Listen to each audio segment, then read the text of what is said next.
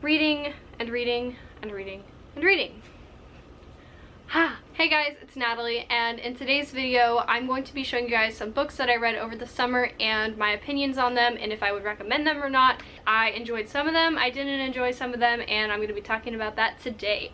So I've always loved to read, especially when I was younger. I used to check out 5 books from the library at the same time, and I would read all 5 books at the same time, which I'm not quite sure how I did that, considering they were 5 different books with probably 5 different plots. So yeah, I don't know how I did that. But anyway, I fell out of love with reading for a really long time and I stopped doing it altogether. But recently I've been really into reading again. This summer I just picked it back up again and I've been loving it, and I picked up some really great titles that I've been reading. So yeah, I thought I would do my take on booktube today. So I'm going to be sharing with you the 6 books that I read this summer. So the first book I read this summer is Girl in Pieces by Kathleen Glasgow, and I honestly blindly picked this up at Target not knowing what it was about. I didn't even bother reading the synopsis. I just saw the cover, it caught my eye, I was sold. But this summer in June I actually got around to reading this, and I actually really enjoyed this. And it's about a girl named Charlotte who wakes up in a rehabilitation center after she tries to take her own life. And the story follows her as she's getting out of rehab, getting back on her feet, trying to get her life together, and trying to get out of her really crappy town, essentially. I really enjoyed this book, and it goes to a lot of dark, deep places, and it really keeps you on edge because so much things happen to Charlotte, the main character, and you just really feel for her and you just want to reach in the book and hug her. So what I really enjoyed about this book was that it read more like a memoir than a fictional story, and that really makes it sting your heart even more, and you really sympathize and feel for the main character Charlotte as she's, you know, dealing with all these things in her life. I just wanted to mention that there is a lot of trigger warnings in this book, and I'm about to say them right now. Just a warning. So in this book, Charlotte is a self-harmer, and that's why she wakes up in the rehabilitation center after she goes too far. And she also deals with drug addiction, alcoholism, and there's assault in this book.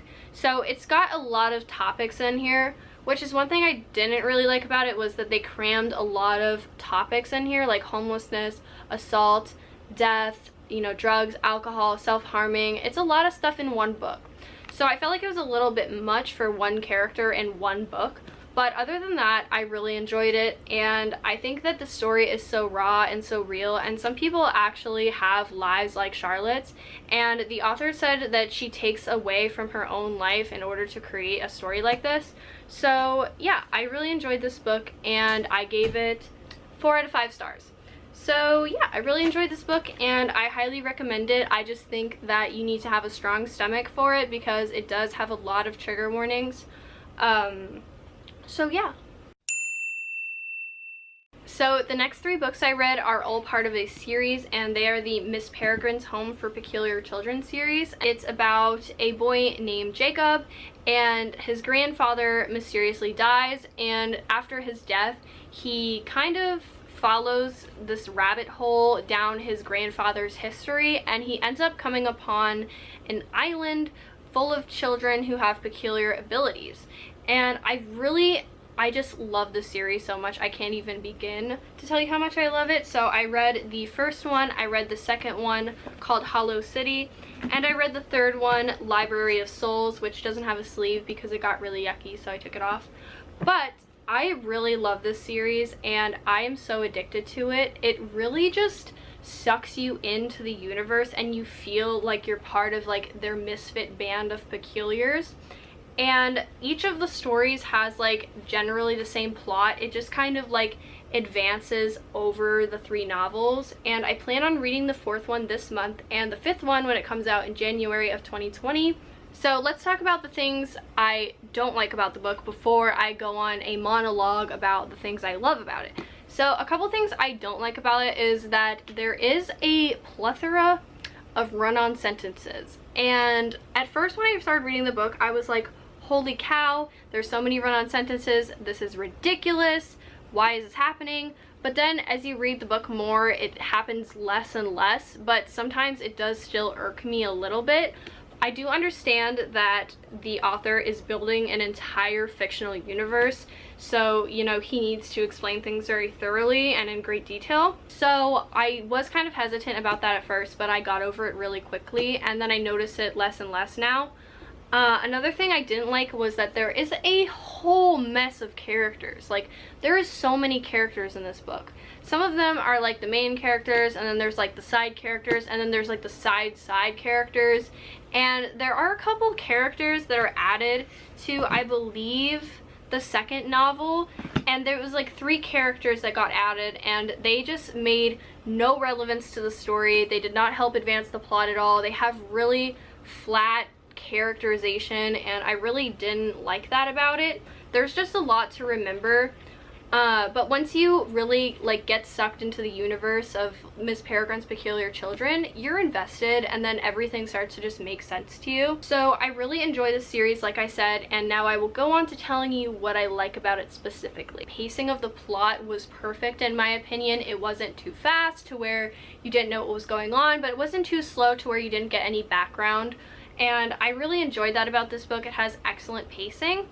Another thing I liked about it is that the author describes things in such great detail that it really paints the picture and really paints the scene of like what you're trying to imagine, and I really like that about it. It doesn't overdo it to where the author is trying to sound too poetic or too extreme, and it's just the right amount so you can imagine exactly what's going on. So overall, I just really love this series. I'm going to read the 4th book this month, like I said. I'm going to read the 5th one that comes out in January of next year. I love this series. One thing I will say, however, though, I hated the movie adaptation. It's so confusing, so bad. I didn't like it. So I'm gonna stop talking about the series now because I love it so much that I could probably talk about it for hours. But I read the first one in July, and I read the 2nd and 3rd one in August. I really love the series. It gets a fat 5 out of 5. I've never loved a book to where I would give it 5 out of 5. So this speaks volumes. So yeah, I highly recommend this book. It's got fantasy, it's got history, it's got romance, it has everything. So go read the series. So the next book I read, I was really disappointed with, and it's The Sun Is Also a Star. And I really wanted to like this book, and everyone was telling me how good it is. I watched reviews of it. Everyone praises this book so highly. It was a National Book Award finalist. I was like, yes, this is going to be great. I was like, it's a love story, and normally I love YA romance. I am a sucker for it, and it's what got me through high school, is reading YA romance. And so I was like, you know what? I'm gonna love this. And I didn't. So let's talk about it. So the plot of this book, The Sun Is Also a Star, a girl named Natasha and her family are about to get deported. So her task for the day is to go out into the city, talk to her paralegal, and try to figure out a way to get her family to be able to stay in the United States. And while she's doing this, she catches the eye of a Korean American boy named Daniel. And Daniel is fascinated by her, and he's also trying to find an excuse to get out of his Yale interview, which he does not want to go to. And he makes it his mission to make Natasha fall in love with him by the end of the day. So yeah, the story is basically, it takes place over the course of one day where Daniel's just trying to get Natasha to fall in love with him, but Natasha, no, Natasha's not having it. Because Natasha is a woman of science, and Natasha doesn't believe in true love, and she only believes in science and cold hard facts. I feel like I'm getting a little angry here, and I'm sorry, but I was just so disappointed by this book. I was so disappointed. So first I'm going to talk about the things that I did like about this book before I list off all the things I didn't like about the book.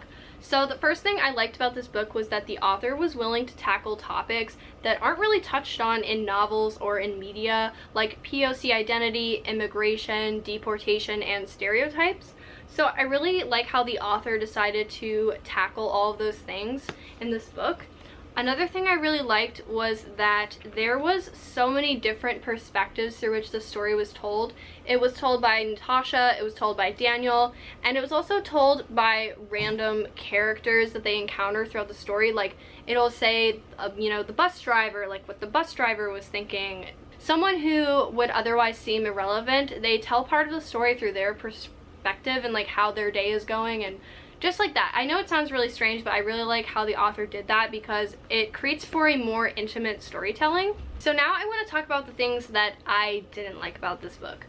So the first thing I didn't like about this book was that the tone of this book shifts a lot. It goes back and forth from being incredibly serious and, you know, just like the anger and difficulty of immigration, and then it switches to the cheesy romance that's blossoming between Natasha and Daniel, and it kind of takes away from the seriousness of what immigration, like deportation, is essentially, because deportation in America right now is straight up nasty, and I feel like the author made it sound like Natasha and her family were just moving to Jamaica rather than they were being forced out of the country. So I didn't really like that about the book. It kind of like countered out the seriousness of deportation with a cheesy romance, so I didn't really like that about it. Another thing I didn't like was that the book took course over one day. So all 344 pages, all of this takes place over the course of one day. And I appreciate that the author was trying to do something different here. Instead of just, you know, having a basic love story that takes place over time, she was like, oh, it's gonna take place in one day, baby. And I did not like that because it rushed things to the point where it felt unnatural and it just made me queasy. So I didn't really like that about it. Adding on to what I just said, I feel like this has a Romeo and Juliet kind of trope going on, and I hate the Romeo and Juliet kind of trope where, you know, they fall in love instantly and then they just want to be together forever. Like, I can't stand that. Like, I'm not gonna say I don't believe in love at first sight, but just reading about it makes me sick to think that like two people just meet each other in one day and they're just like, I want to spend the rest of my entire life with you even though I've known you for 24 hours. So yeah, this kind of just had like a Romeo and Juliet fantasy trope vibe to it, and I did not like that about it. You know, she falls in love with him in one day or whatever, and then, you know, they have two totally different families, and it's just like, I'm gonna put this down because I keep swinging it aggressively, so I'm just gonna put it down. Another thing I did not like about the book was that the parts that were supposed to feel romantic and lovey-dovey felt really cheesy to the point where it read like a Wattpad fanfic kind of thing, and I really did not find it romantic at all. Like, I wasn't like rooting for them. I was like, can you just stop making out in a karaoke booth? Like, it's really making me uncomfortable right now. So I did not like that about it either. So the last thing I didn't like about this book, which is probably a very important element to books, is the main characters. So Daniel, I tolerated Daniel because he was a sweetheart and he just wanted to win over this girl. Honestly, I think he deserved way better because Natasha's a straight up B word, but I totally love Daniel. Even though he believes in love at first sight, yada yada yada, I still really liked him and I thought he was a sweetheart. Natasha, on the other hand, I did not like at all. Natasha is so hard to connect with. She's so hard to sympathize with. You don't even like feel bad for her almost because just her personality is straight trash. She's incredibly rude. She's hard-headed. She has a really like smart assy personality, and I just really did not like that about her. She, like, okay, for example, Daniel would say something really sweet and gushy like, oh, I love your eyes, or something like that. And then Natasha would say, oh, well, scientifically, love isn't real because, you know, it's all chemicals in your brain. It doesn't really exist. So, science, science, science. And then you just like, it's so bad. Like, I hate the trope where characters are like playing hard to get, or they're like really mean to the other person who's like into them. I don't like that kind of trope at all. Like, if someone's being like real sweet to you for no damn reason, be nice back. Don't be rude. Don't throw science in their face and say that all of their beliefs are stupid just because science exists. I did not like that about this book. So overall, The Sun Is Also a Star gets 2 stars from me, and I have never given such a low rating before. I was really disappointed by this book. I was incredibly let down, and I'm sorry I just ranted about it for so long, but I was really expecting to love this since I do love YA romance. So I thought I would take the time to read you some quotes from this book that really grinded my gears, really made my head melt into a puddle. So here we go. I notice how nice and firm his butt looks in his suit pants. Observable fact, I have a thing for butts. A little angst never hurt anyone. So there's this one part where Daniel is kissing Natasha's nose, and in between kissing her nose, he'll say a word, and it all forms a sentence. We kiss, our kiss, meant kiss, to kiss, be kiss. I read that and I literally vomited in my own mouth. Lastly, this was probably my favorite line in the book. It's incredibly deep, really heartfelt, and I loved it. It's 3 simple words, but it really gets to the point and it makes you feel, you know? Mutual ass grabbage. Mutual ass grabbage. So yeah, overall, I did not enjoy this book. 2 out of 5 stars. I'm never reading it again. I'm getting rid of it as soon as I'm done with this video. I know I keep rambling far too much for anybody's good human brain, but I have one book left that I read this summer, and it is Simon versus the Homo Sapiens Agenda. And this book is about a boy named Simon who is in the closet, and he talks to this boy online named Blue. He doesn't know who he actually is. All he knows about him is that he goes to his school, and he's been talking to him online through email for about 5 months, and Simon's falling for him. And a boy named Martin Addison finds out that Simon is gay and finds out that he's talking to this guy online, Blue, and so he blackmails Simon into hooking him up with Simon's best friend, Abby.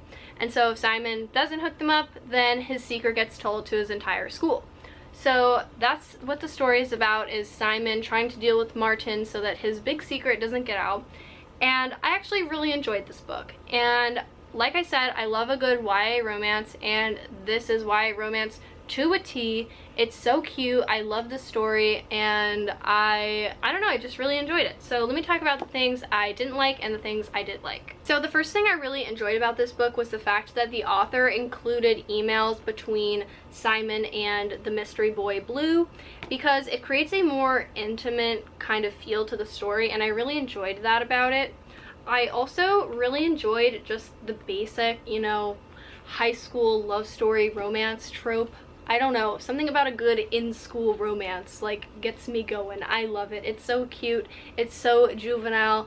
I love it. Another thing I liked about this book, it was a fairly easy read. I read this within 2 days, and it only has 303 pages. I read it in 2 days. Super easy read. And it's just easy, breezy, beautiful, cute story. It's LGBT, so representation, I love that. So lastly, the best thing about this book is probably the main character, Simon. He's freaking adorable, and like me, he's in theater in high school, so I related to him hardcore when he's talking about, you know, like being backstage, doing makeup, whatever. I'm like, I feel you. I did that in high school. I did that. So I don't know, he was really easy to connect with on so many levels, and I just really enjoyed Simon as a character, and I probably will end up watching the movie adaptation. So moving on to things I don't like about this book. First of all, I'm gonna put it down because I keep picking it up too much and I'm swinging it around because I talk with my hands. So the first thing I didn't like about it was that the author put a lot of references into the book to where it was like reference, reference, reference, reference, and it's like, yikes! And it's like, you feel like she's trying a little too hard to be like, I'm hip, I'm cool, I know what is cool these days, I am also too like you, I am a teen. Reference, reference, reference, you get a reference, you get a reference, everyone gets references. I do appreciate the author, you know, trying to like target her audience specifically by like using references, but I feel like there's so many strewn throughout the book that it's just kind of like ridiculous. So I took the liberty of tabbing some of the references that are in this book. This is just some of many that I thought were notable or that I noticed first. So the first one she mentions in the book is Bachelorette, Harry Potter and Draco Malfoy, and Harry Potter in general, Katniss and Yoda, Oreos, which is a big part of the book, Elliot Smith, Tegan and Sarah, and then we have Alvin and the Chipmunks. And also their dog is named Bieber after Justin Bieber. And then at the end of the book, you find out that Simon's little sister is like in a band, and their band is called Emoji, which just really melted my brain in a way that I can't describe. So I feel like there could have been a better name for the band rather than Emoji. The next thing I didn't like about this book was one of Simon's best friends, Leah. She was absolutely unbearable as a character.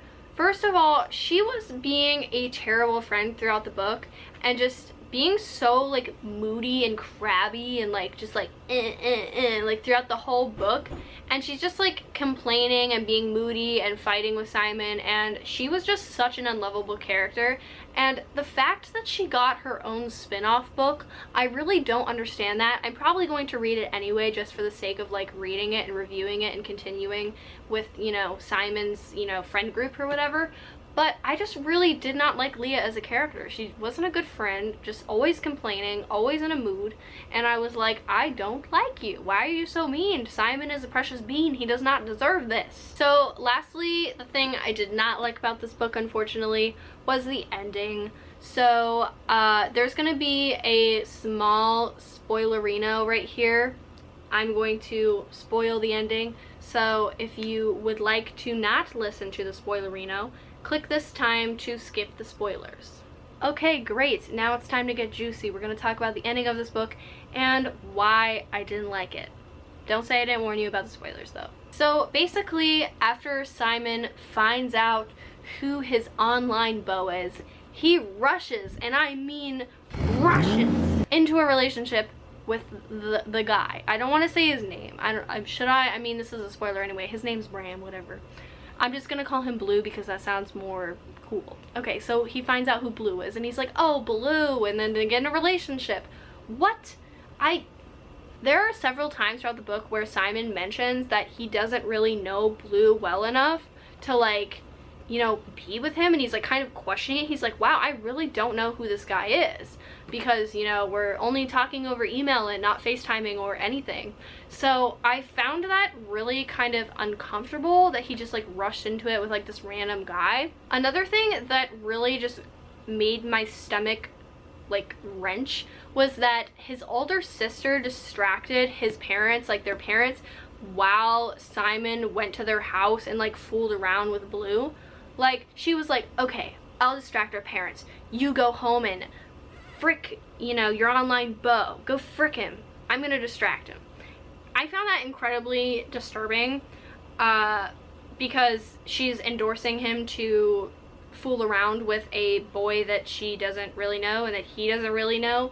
And so that just like kind of made me want to throw up in my mouth a little bit.